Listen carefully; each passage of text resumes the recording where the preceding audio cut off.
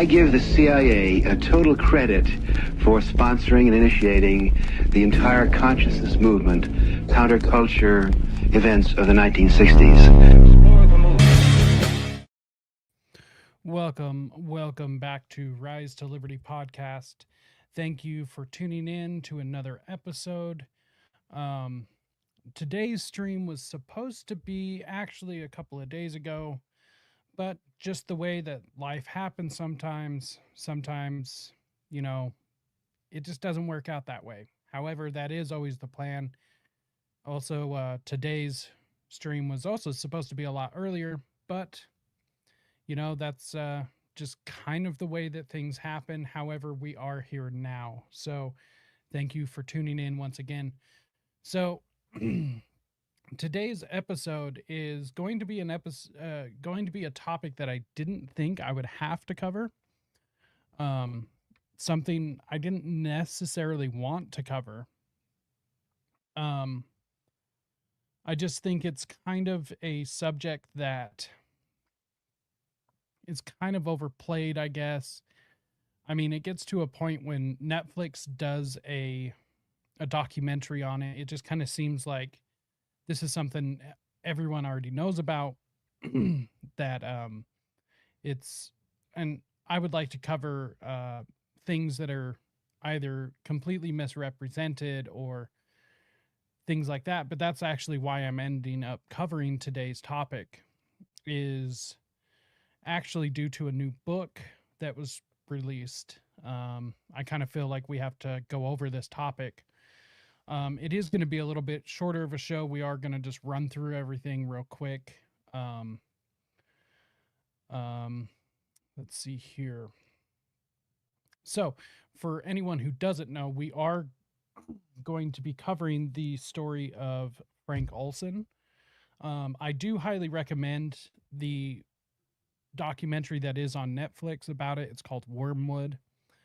I mean, there's also an episode of Unsolved Mysteries that covers this story. I mean, you can find the story anywhere, which is why we will not be focusing on this too much. But I did need to get a stream out today, and I do feel like we need to cover this because of the recent book that came out. However, one thing I do want to do before we get too deep, I want to make sure and let everyone know to head over to our sponsor, which is Nadu Shave Co. You will absolutely not regret this razor. There's a reason why, our dads and granddads used these single blade safety razors for so long. I mean, they truly are just superior. This is a product that I personally use, and I couldn't recommend it enough. So make sure and go over to NADEAUSHAVECO.com. Use promo code RISE15 to get 15% off at checkout, and you will not regret it. Now, excuse me. With that being said, let's get into today's topic. So, like I said, anyone just tuning in, we are covering the case of Frank Olsen today. Let's see here. Let's see if I can get this to blow up a little bit. Maybe let's do this.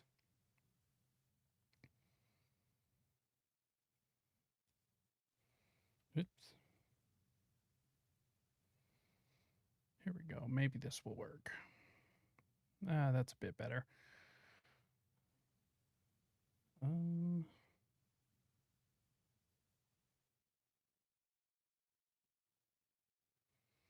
Okay. Excuse me. So, let's just get straight into it, shall we? So, in the early morning hours of November 28th, 1953, a crowd gathered outside. See, it just sounds like I'm coming in just a little hot. Oh, before we dive too deep into this, I guess, before we really get started, this is the book that came out recently, is Project Mind Control. I will, by John Leslie, I believe is how you pronounce his last name. John Leslie. I'm not sure. He is a professor over at UT Austin, I believe.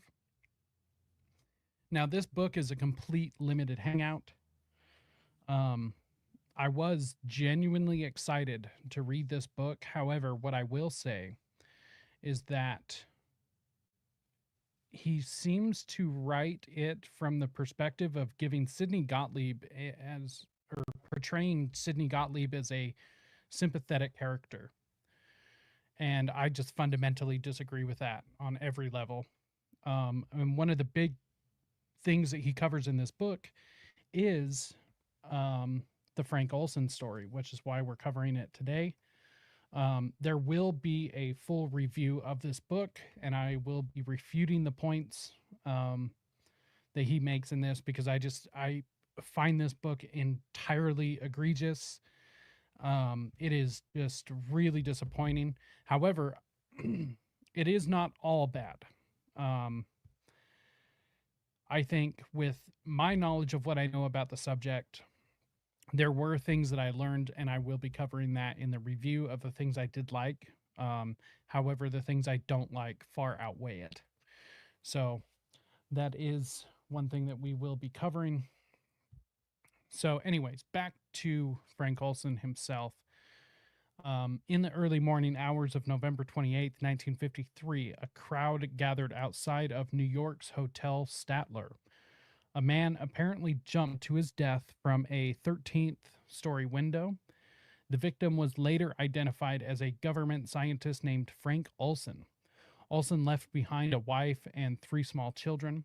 His sons are now grown men and are still trying to find out what really happened to their father. According to Nils Olsen, Frank Olsen's son, Frank worked at Fort Detrick, Maryland, headquarters for the military's Biological Warfare Research and Development Program, also known as germ warfare. Quote, "My father was a research scientist who was involved with germ warfare, associated with the SO division, which stood for Special Operations. That was the most top secret kind of research that was done out at Fort Detrick. And some of that research was being done in coordination with the CIA." Now, one of the things that John Leasley covers is, or states, is that these two factions were separate. He kind of portrays it as Fort Detrick worked by themselves, and then the CIA worked at Fort Detrick, but not together. And I'm not really sure how he justifies that, because the CIA contracted scientists from Fort Detrick. The CIA had very few people working there that were actually employed by the CIA, but nonetheless, they subcontracted these scientists. So even though they were working at Fort Detrick, they were in fact employed by the CIA. Of course, not all of them, but the people working in the SO division, such as Frank Olsen, they were most definitely subcontracted through the CIA. So they were CIA employees. However, that is not the framing that John Leasley gives in his book. So Nils said that 2 weeks before his death, his father went to a 3-day conference with some of the colleagues and came home a changed man. "The weekend after that meeting, my father was severely depressed. He felt that he did something terribly wrong, and he told my mother he had done something wrong, but he couldn't tell her what, and she asked him whether or not he had broken security. And he indicated that he would never do such a thing, but he felt that he had done something terribly wrong." Frank's boss, Vincent Ruwert, told the Olsens he believed Frank was on the verge of a nervous breakdown. Just before Thanksgiving, Ruwert took Frank to New York for treatment.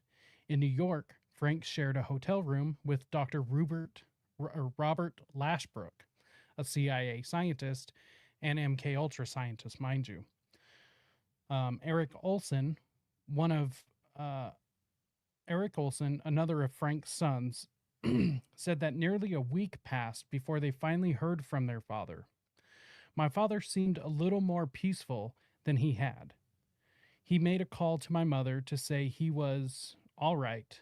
They went to sleep fairly early, about 11, and then the next thing we know, Lashbrook, and the next thing we know from Lashbrook is that he was awakened by the sound of crashing glass.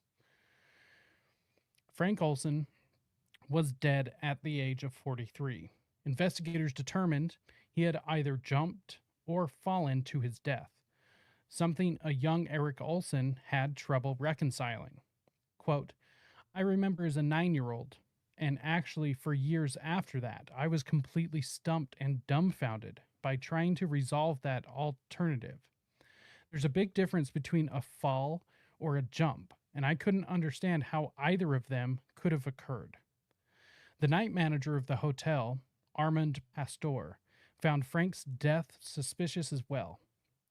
I rushed out to find Frank Olsen, eyes wide open, looking straight at me, trying to tell me something. He was definitely trying to speak, but there was nothing coming out but gurgles or grumbles.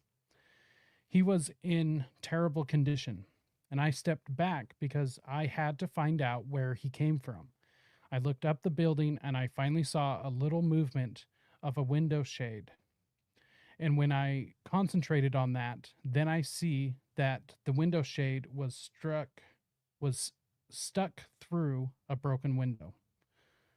Armand said he immediately took the police to room 1018A. Quote, and there is Lashbrook sitting on a john in his skivvies, and the police thought to question him. And I heard him say, well, all I heard was a crash. I walked around the room to look around. Nobody ever jumps through a window. They open the window and they go out, not dash through a shade and a sheer drape. You know, there's no sense to that. But the Olsens weren't told about the doorman's suspicions. They were told simply that Frank had a nervous breakdown and jumped out a window.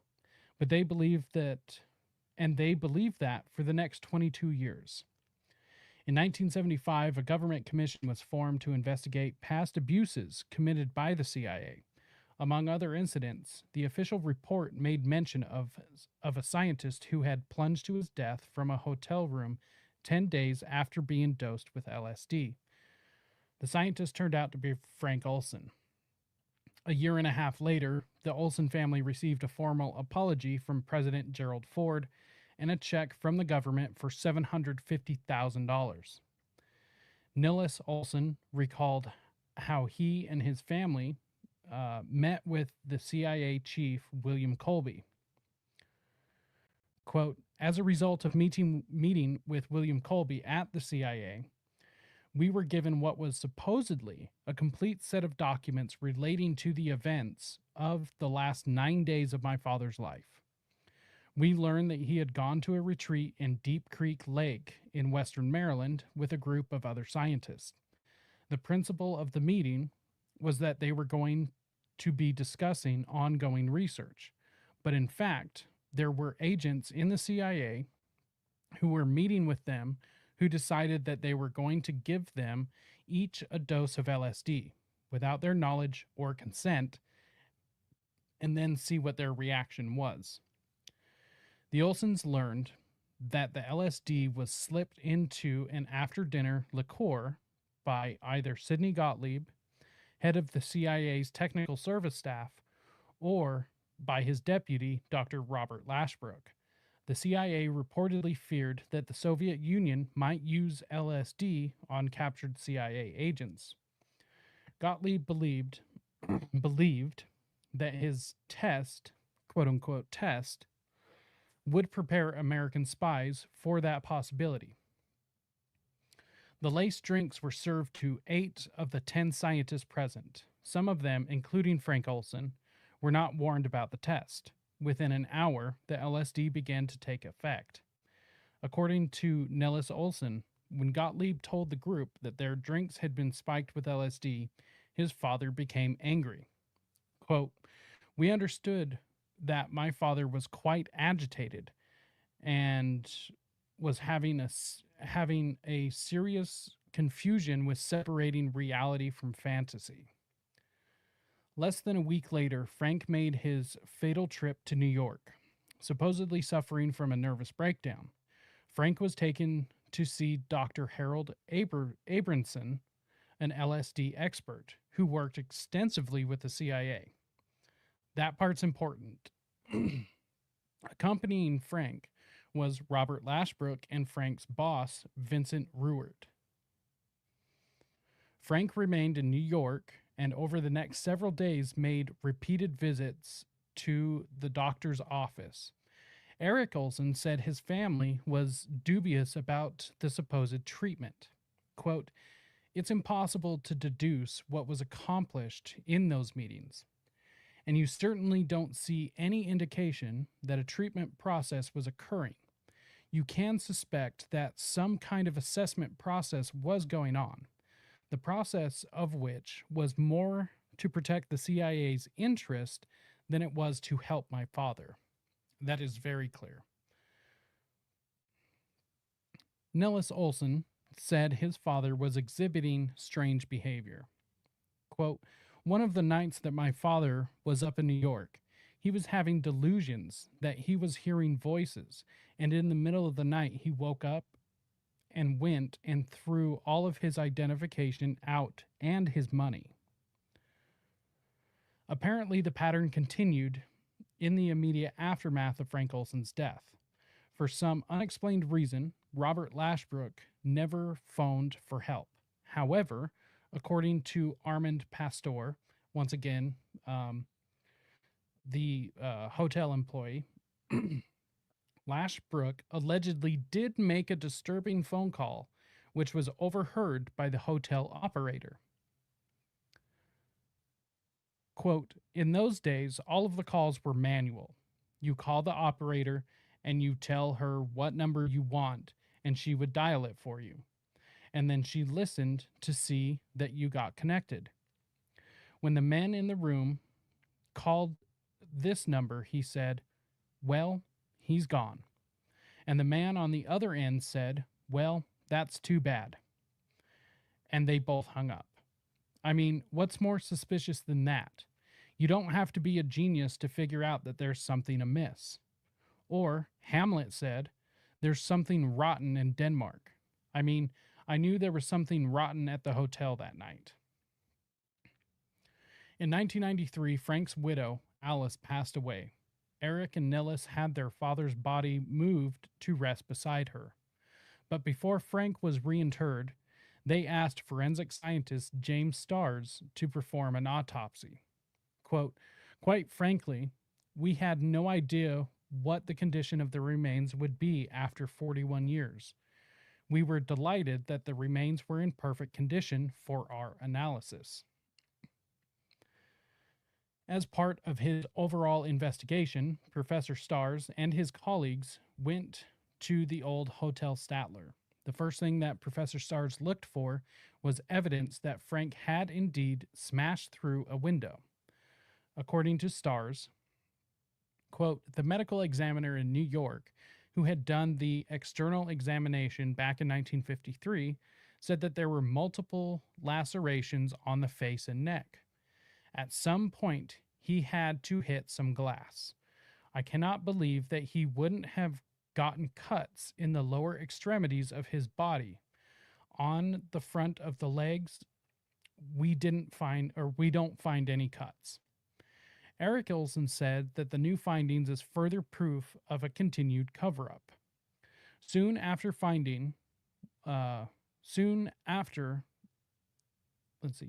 that finding was made public, Lashbrook changes his story, which he's held to for 40 years, and suddenly now starts saying that he can't remember whether the window in fact was open or closed. After years of research and investigation, the Olsen family has become convinced that Frank Olsen was murdered by agents of the US government.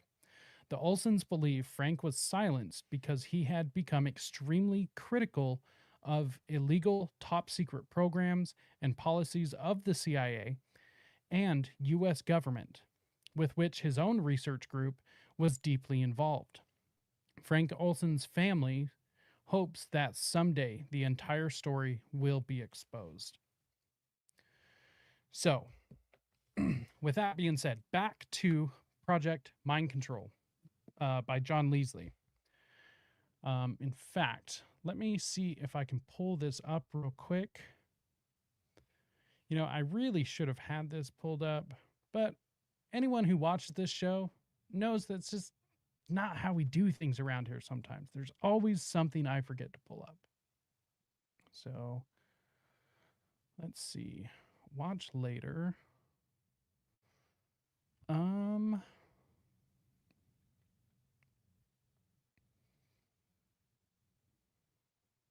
Aha.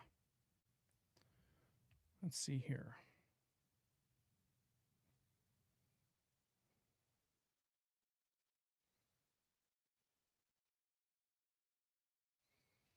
So I'm trying to find.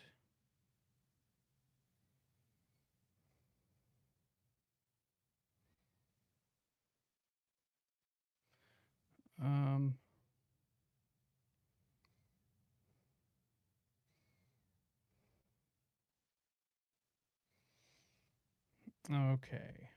So we are going to pull this up real quick. Let's see. Stop sharing that screen.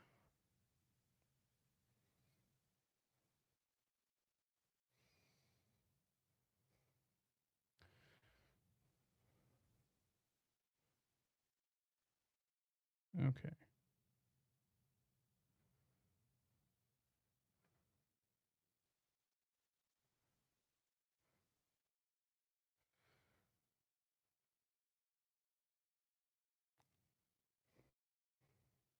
Okay.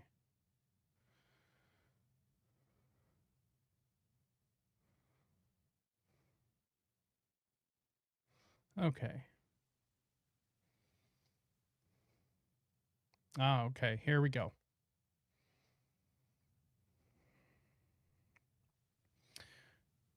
And what you think what actually happened, because we don't know for sure. Okay. Well, so this is Michael Shermer from Skeptic Magazine, for anyone who's curious. We actually do have a much better idea of what happened. And what's really interesting about what John Leslie says here is at the end of this interview, he says that we actually know quite a bit about MK Ultra. We know everything about what it is and what it's not, and we have all these documents and all these books that were written. But then Michael Shermer says something like, "Oh, well, we don't actually know what happened to Frank Olsen." Well, actually, we kind of do. We kind of do know exactly what happened to him. What up, JC? Good to see you. So, for anyone just tuning in, Michael Shermer just asked John Leslie, what happened to Frank Olsen? Tell me what you think happened. So let's listen to his answer and then let's go through why he's wrong. Yeah. So this is 1953 still, I think, right at the creation of MKUltra. Several scientists within the CIA, including Sidney Gottlieb, who leads in MKUltra, Robert Lashbrook, his young kind of chemist colleague, and several others, they occasionally meet with several scientists from Fort Detrick, which is the country's biological warfare installation. They get together at a retreat called Deep Creek, and they share information with each other. What are you working on? Can we use this? Okay, so first of all, these doctors that they meet with regularly, they are employees of the CIA. That's where he's already wrong. So it's not like two separate entities like he's portraying it. They work for the CIA. It's just a work retreat. However, at this one work retreat, Sidney Gottlieb and Robert Lashbrook decide that they're going to spike the liquor with LSD, pass it out to everyone there, or not quite everyone, because there's one guy who's a reformed alcoholic and they're not going to give him any. There are a couple of people who don't get it, but for the most part, everyone gets it except 2 people. And they want to observe basically how it's kind of like a prank. It doesn't sound like a fun prank, today. This is awful, but I think the way that Sidney Gottlieb and Robert Lashbrook were thinking about it as, we played pranks around the office. We're going to spike, some LSD into this liquor and kind of see how people behave. So that's what happens. After Or they had the intention of targeting someone. about 20 minutes after the LSD is put in the liquor, people start drinking it. Sidney Gottlieb announces, we've just given you, this hallucinogen. I just want to let y'all know, and blah, blah, blah, so let's see how this plays out. They start seeing colors. The room starts spinning. Most people, after a few hours, they go to bed, except for Frank Olsen, who can't sleep that night. He is one of the scientists from Fort Detrick, who is He also forgets about the fact that Frank Olsen freaked out when this was mentioned to him. So Frank Olsen has a very big problem with being spiked. involved in the airborne distribution of pathogens, like helping to create different kinds of biological weapons. Yes, so he is correct here. Frank Olsen was involved in the creation of airborne pathogens, thinking Operation Popeye, Operation Sea Spray, these sorts of operations that took place under the guise of national security and, finding out what weapons could be, or if, the Russians were to launch a biological weapon, what would happen, except for the CIA just launched, a biological weapon and then a bunch of people got sick. But he doesn't mention that. But he apparently has this terrible reaction to the LSD. It's almost like it induces a psychosis in him. After they return home from... Okay, so quick thing about this. Yes, LSD actually does have some negative side effects. It will actually do some really bad things to certain people. Some people take it and are completely fine. Others, they take it and it brings out something in them that was always kind of, I guess, dormant. But because of the LSD, it just kind of brings it out in them. So yeah, it's not meant for everyone. Not everyone should do it.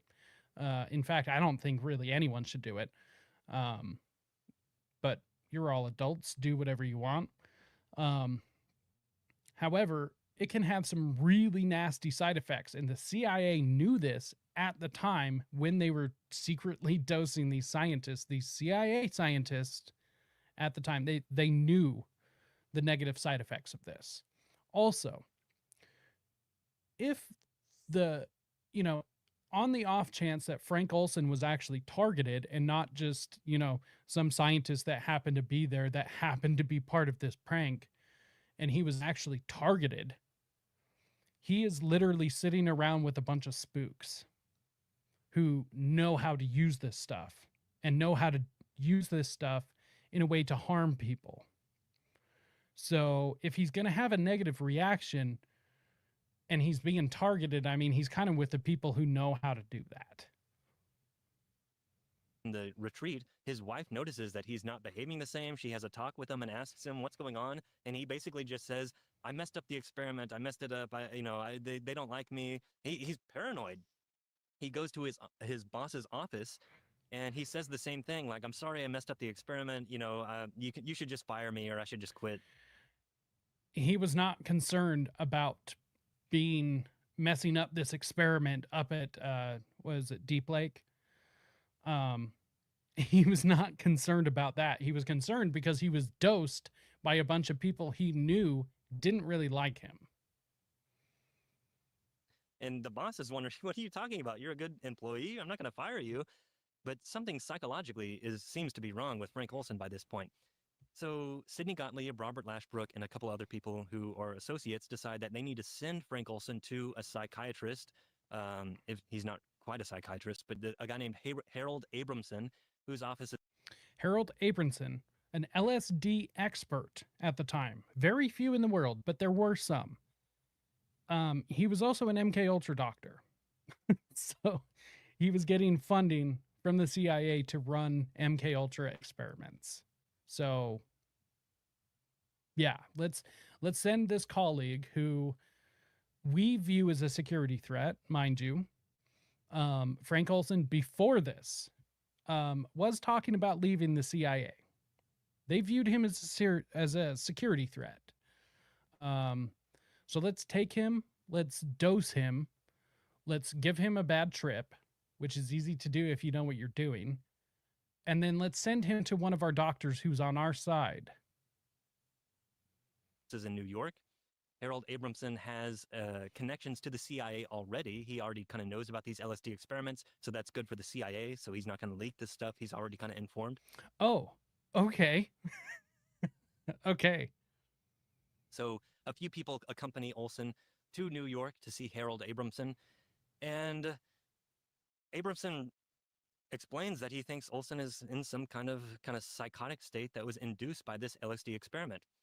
It then becomes Thanksgiving, and so the scientists decide to return to Washington, D.C. because they're going to meet with their families. But as soon as they land back home, Olsen is in this like paranoid state again, and he says, no, I need to go back to New York. And so they fly him back to New York, and while they're, except he didn't say that he needed to go back to New York. They told him he had to go back to New York.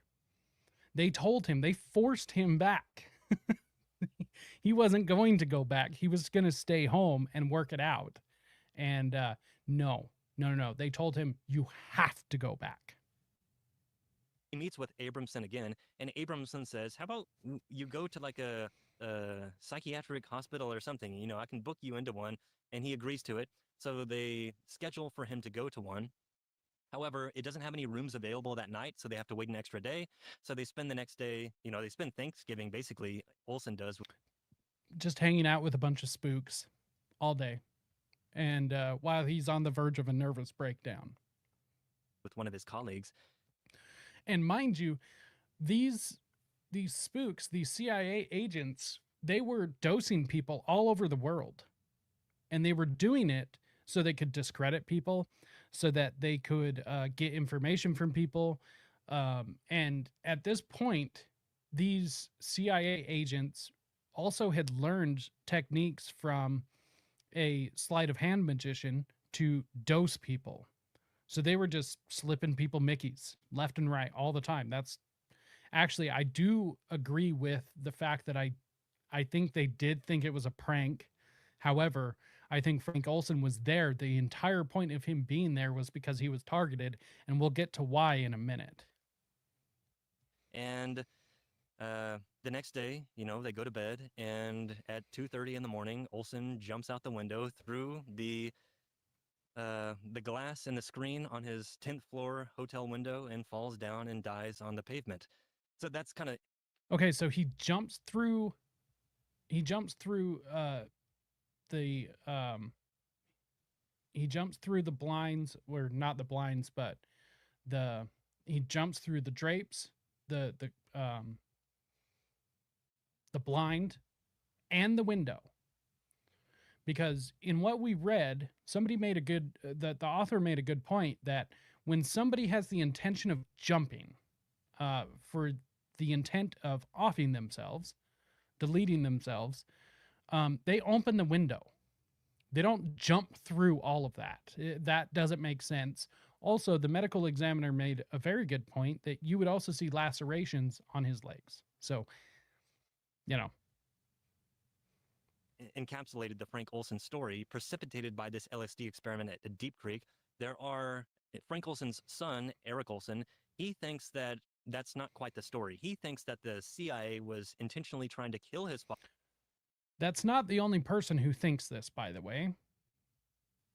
And in fact, there was someone else in that hotel room that pushed Frank Olsen out that window. Frank Olsen. Robert Lashbrook. Not just somebody. Robert Lashbrook. The person who dosed him in the first place. Not just somebody. Didn't jump out the window. He was pushed. He was intentionally murdered, partially because maybe he knew something about the U.S. using biological weapons in Korea and had moral qualms about it, and somebody wanted to silence him, so this didn't become a big story. Okay, Now he says, well, maybe he knew something about what, the CIA or the military using biological weapons, but he was working at Fort Detrick. If anybody knew, it would have been him. He was part of the SO department at Fort Detrick, the most top secret level that you can get to.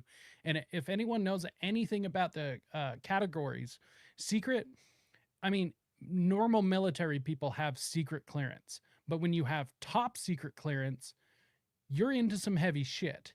Frank Olsen had top secret clearance at Fort Detrick, which is where they were building biological weapons. Okay. So it's not like he might have known. If the USA was doing it at all, Frank Olsen would have known. We'll get to that in just a minute. That's what Eric Olsen thinks. I don't think that's the case. I think Frank. Okay, John Leesley, why do you not think that that's the case? Let's hear why you don't think that Frank Olsen deleted himself and that he wasn't targeted. Olsen did commit suicide. I think he took this LSD. I think he did have some kind of psychotic break. Another piece of evidence that. Okay, yes, I will agree with that. He did have a psychotic break. But why was it not intentional? What makes you think that it wasn't intentional, that he wasn't targeted? People will point to for the Frank Olsen death. Oh, okay. So here's the one piece of evidence he says that exists that people point to for the reason why people don't believe Frank Olsen deleted himself. This is the piece of evidence that everyone points to, apparently. Potentially being a murder is that in 1953, the CIA writes this assassination primer. It's this book that explains like how to conduct a proper assassination that won't lead to anyone discovering what happened. And one of the main suggestions it has is a fall from a tall building is especially effective, so, Yes. Oh, it lines up perfectly. Like he fell from a tall building and this primer in 1953 is saying that. Again, I think it's more a matter of correlation than, something else. Yeah. Okay, so let's just cover this real quick. Okay. So the CIA writes a manual on assassinations. One of the ways to assassinate somebody is a fall from a tall building. A Fort Detrick scientist falls from a tall building. The only other person in the room at the time was Dr. Robert Lashbrook, the person who dosed him the week before. Or I guess it would have been 2 weeks before. Okay, so the only other person in there is a MKUltra CIA scientist that works hand in hand with Sidney Gottlieb. They have a manual that says push him out of a window. That's a good way to assassinate somebody without it being traced back to you. Now there's all these other things, but that has nothing to do with this apparently. Apparently that doesn't mean anything, according to John Leesley. That's just a correlation doesn't equal causation sort of a thing. Okay. Well, let's finish up with what he has to say, and then we'll get to what the truth actually is. So I don't really buy into the story that he was intentionally killed. There are other people, I mentioned a couple in the story, who take LSD unwittingly like Frank Olsen, and the same kind of thing happens to them. They have kind of a psychotic break. One woman is committed to a mental institution for basically the rest of her life. After this, there are multiple people who this kind of thing also happens to. So I think it's more probable that Frank Olsen was just unfortunate and had that kind of bad trip that produced that psychotic break, than it is that someone is orchestrating and masterminding this assassination against him. Except for the people that he brought up didn't die. So, okay. Now we've heard what he thinks. Okay. Now let me read you a passage real quick out of a book. I highly recommend purchasing this book. And this is Drugs as Weapons Against Us by John Potash.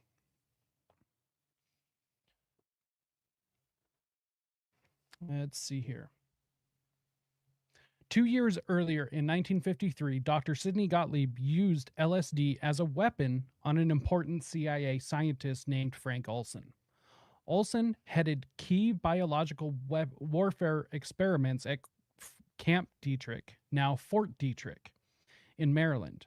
U.S. intelligence considered Olsen a serious security risk after he helped guide Air Force testing of anthrax-like spores on people in Antigua and Alaska. Less dangerous spores were tested in San Francisco and many other cities. The family of one man claimed these spores caused their father's death in a case that was taken to the Supreme Court. Interesting. We're talking about Operation Sea Spray. So Frank Olsen helped with Operation Sea Spray and his office. U.S. intelligence first interrogated Olsen in 1949, but had darker plans for him by 1953. Something John Leslie didn't mention, did he? The closest to Olsen reported he became very disturbed about the Air Force's use of biological weapons he had worked on in the Korean War from 1950 to 1953.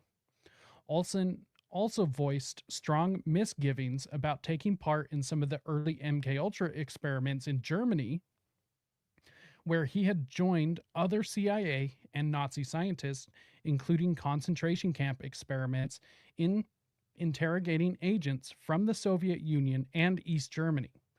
These interrogations involved the use of LSD and other drugs. They also involved fatal torture.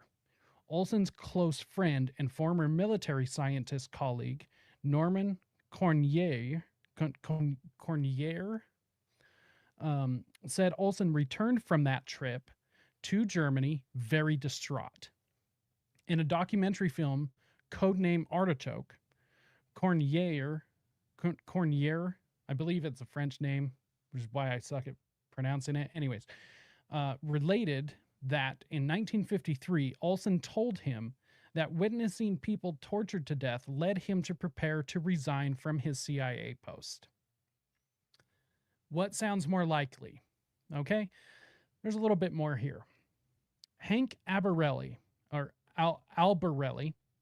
wrote a 800-page book on Frank Olsen's murder at the hands of the CIA. Albarelli conducted hundreds of personal interviews that sifted through decades of government documents. Albarelli's book, A Terrible Mistake, presented overwhelming evidence that the highest levels of the CIA wanted to silence Olsen. They not only wanted to stop him from speaking out on the operations cited above, but also, and more particularly, for exposing of Project Span, an operation involved in the 1951 aerosol spraying of LSD on a town of Point Saint-Esprit in France, which resulted in several deaths and many injuries. Two CIA sources, among others, confirmed to Albarelli that MKUltra Dr. Sidney Gottlieb targeted Frank Olsen with LSD and other interrogating drug. And another interrogating drug at a retreat near Camp Dietrich on November 19, 1953. After the interrogation, Olsen remained highly confused and disturbed. The CIA then sent Olsen to New York to see a Columbia University professor, Harold Abramson, MD. Abramson was also a major in the Army, working as a part-time consultant to the Army Chemical Corps as part of Operation Artichoke, which officially became part of MKUltra in April of 1953. On November 28th, 9 days after his interrogation, Frank Olsen fell from a 10th floor room of the Statler Hotel in New York City. A CIA agent was found in his room moments later. Albarelli's book and the film, codename Artichoke, present overwhelming evidence that CIA agents threw Olsen out of the window. According to notable forensic doctors, Olsen suffered blunt trauma to the head that killed him before he was thrown from the window. Pretty convenient how he didn't mention any of that, isn't it? John Leslie also mentions this incident that took place in France, and he explained it away as the bread in this town actually being Let's see if I can find that real quick.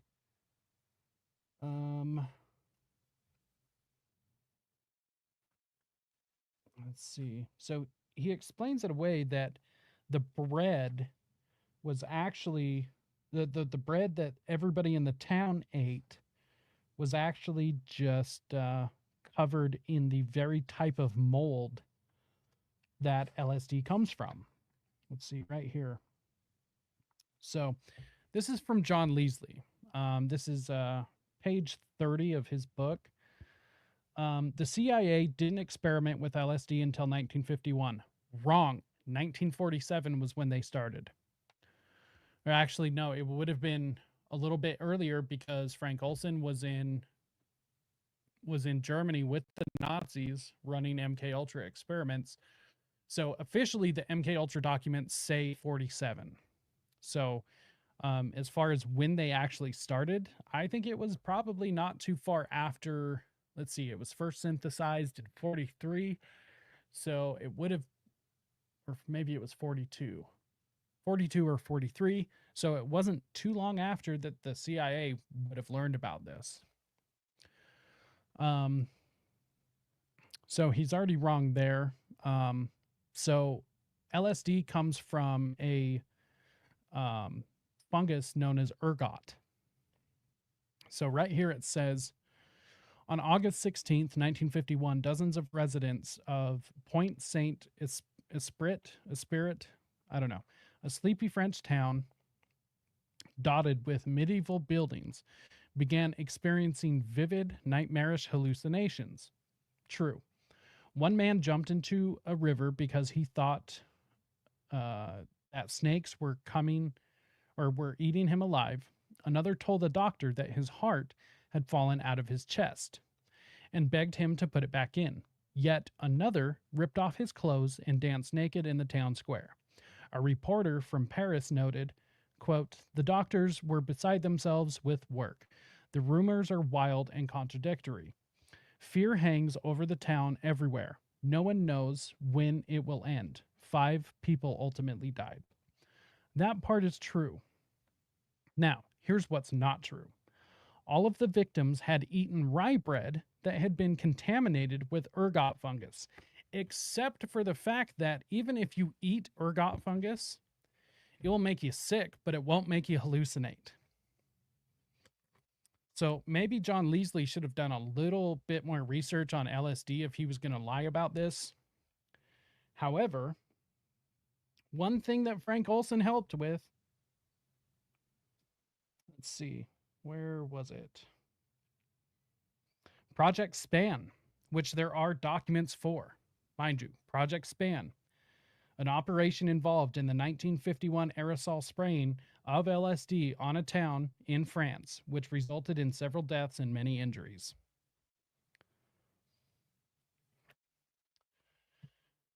So it's things like this in this book, Project Mind Control. I mean, there's just, I was so excited for this book. And granted, the point of this episode was not really to focus on Project Mind Control because I will be doing a full review. I'll be getting the documents. We'll be going through bit by bit of everything where he's wrong. And we will go through all of this to point out, you know, what exactly he is wrong about. But we did have to talk about Frank Olsen. This is a major story. This is one of the very first stories that anyone ever hears about MKUltra. Okay. And it is incredibly important to go through and actually understand what happened to Frank Olsen. For anyone who was curious, this article that I wrote did come from Unsolved Mysteries. So go check out the episode by them, or you can just find this by, using a search engine. Also, we don't have time to get into this today, but we will get into this at another date. There is the Frank Olsen Project. Let's see, I believe it's .org. Let's see real quick. FrankOlsenProject.com. And there's actually a timeline of the events, and it's interactive. You can go through. Frank Olsen is recruited to Camp Dietrich in 43. Camp Dietrich, U.S. Army Biological Warfare Laboratories, goes through. The government purchased additional land for Dietrich Field and renamed the facility Camp Dietrich. The facility became the site of the U.S. Army Biological Warfare Laboratories, which is still there. It was responsible for researching biocontaminant decontamination, gaseous sterilization, and agent purification. The first two commanders, Lieutenant William S. Bacon and Colonel Martin B. Chittick, managed the initial $1.25 million construction budget of the new facility. CIA starts initiating chemical warfare projects. This is 1945. I mean, come on. I mean, even this timeline right here just refutes everything that Leasley claims in his book. And what's interesting is for somebody who is a researcher, right? Somebody who is a history professor, which John Leasley is. He's a history professor at UT Austin.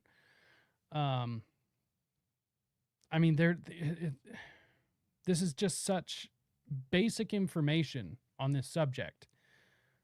Maybe it's because this is all the information that I research. Like at this point, with how borderline obsessed I am with this topic, I would say, you know, people could largely categorize me as an MKUltra researcher.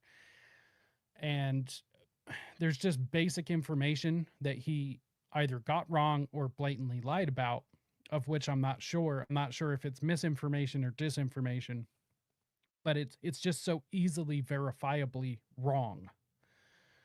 And also, if you read the MKUltra documents, I mean, even the things that he's covered so far are wrong. So I don't know about that. Anyways, CIA begins its study of LSD, 1947. So even this timeline says 47. John Leasley says 53. So, I mean, take that for what it is. I'm just not even sure what else to say about it. However, this Frank Olsen project does have a section on here. All the documents. Go and read all the documents. Everything that that they have. Project Artichoke, Special Research Project Bluebird, MKUltra LSD study funding. Let's see, a subproject 16 was under budget, and therefore an additional subproject was needed to fund the maintenance and facilities. Let's see, October 2nd, 1953. Camp Dietrich, 1953. Deep Creek Memo, page 1, page 2. MKUltra Program CIA document, 54. I mean, they've got all the documents you need. Let's see, July 1975 lawsuit, a letter sent to John Warner informing him that Daniel Radofsky would not be a good trial lawyer. I mean, they've got literally every document that you're going to need. Colby documents, special counsel letters, mysterious letter. CIA declassified the material on Frank Olsen case. If you dig through these documents, it is very clear that Frank Olsen was murdered. And it's very clear that the CIA did it. So, John Leasley, I'm wondering, why did you not look at any of these documents, and why are you blatantly lying to people? This is insane.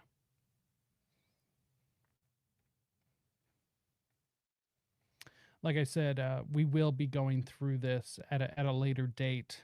At another time when I've had time to prepare with all the documents, because I want to be able to show with documented proof that this is wrong. I don't want to just say that it's wrong and then not show proof. However, I am showing this right now, so you can go find the documents yourselves. I can't do all the work all the time. I'm only one person. However, I am going to put together a presentation to show exactly why this book, Project Mind Control, is wrong and what he's wrong about. So, with that, I will get down off my soapbox for now. Let's see. Do we have time to get through this?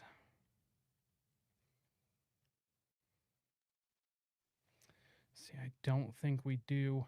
Let's see. We're at 1 hour. Like I said, tonight was definitely going to be a little bit shorter of a show.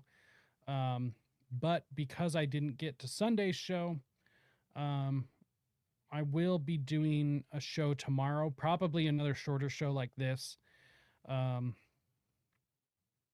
So let's see what I think we'll do. Okay. This is what I think we'll do. We'll get out of here for tonight. On that, let's see. Yeah. So we're going to get out of here for tonight. And then tomorrow, I'm going to go through and talk about what I wanted to on Sunday. I think, 2 shows right back to back, probably an hour long there as well. So we'll get 2 hours, but then I don't want to push myself too hard tonight and drain my reserves, so to speak. I will say doing these shows, it's definitely not the easiest thing. It definitely takes a lot out of me. So, and I'm not looking for sympathy. I love doing this, and I appreciate everyone that watches and supports the show. It means the world to me. Thank you so much. I just want to make sure and be able to give you guys the best information possible, the best content possible, and, I just know my limits. So, on that, I think we'll get out of here tonight. Let's see, it's a little after 7:30. Seems like our buds over at almost or already dead or streaming. So make sure and go hop over and go watch Jose and Austin and Jules. Go check them out. That's probably where I'm going to go hop over to while I do all the stuff on the back end. Get ready for tomorrow's stream. So tomorrow's stream, I'll set it up tonight. Check out all my socials and everything. We'll do it much earlier in the day, but we'll just plan on that. So on that note, I would like to thank everyone for, let's see, just getting a couple of things pulled up real quick. I would like to thank everyone for tuning in to another episode of Rise to Liberty. Let's see. I would like to remind everyone that to help out the show, you can head over to risetoliberty.com/coffee. And this is the best way to help the show. The best way financially, go over there. I need all the help I can get. This show is actually kind of expensive to run on the back end. So any help is always appreciated. However, I do understand times are tough, but I am trying to offer as many options as possible for all different price points. Head on over to risetoliberty.com/coffee. Buy me a coffee, make a one-time donation, reoccurring donation, whatever you would like. You can also head over to risetoliberty.store and go check out some new merch. I just dropped the Mind Control design. It's nice, 60s design. And there's 2 different price point t-shirts. Like I said, I am working on dropping getting the price lower so it's a bit more affordable. But they are just 2 different quality t-shirts. However, they are both high quality t-shirts. It's just a little bit different if you want it a little bit softer, that sort of thing. But nonetheless, head on over to either of those options. I definitely appreciate it. Make sure and check out our sponsor, Nadu Shave Co. Those guys are always awesome. They have the balls to sponsor this show, and we couldn't do it without their help, without your help and patronage.